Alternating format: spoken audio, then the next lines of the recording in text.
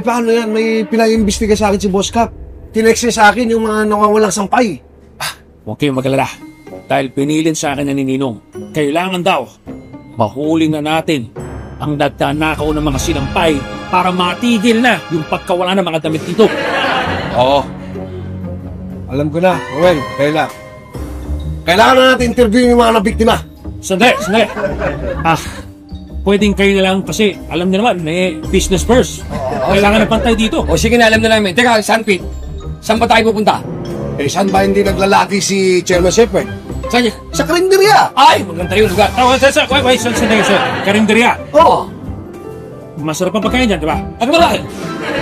Alam niyo, yung gantong panahon matumal dito. Ngayon sa shop natin.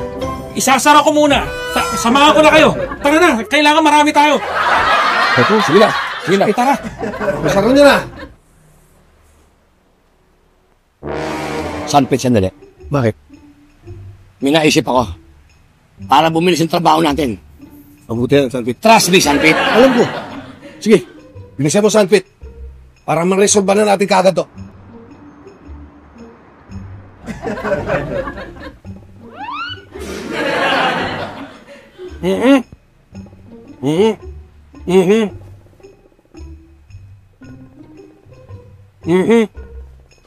Sanpit, explain mo sa akin, ano yan? Doorknob. Bakit doon na? Gusto kong gawin yung banyo ni Bella. Magawa yung doorknob. Sa tingin mo, anong oras kayo naliligo si Bella? Naku, ikaw puro kakalokohan. Tara na! Tino na isip. Kayo naman nahirap sa'yo eh. Tamo, bumabituloy kami ko. Panyo.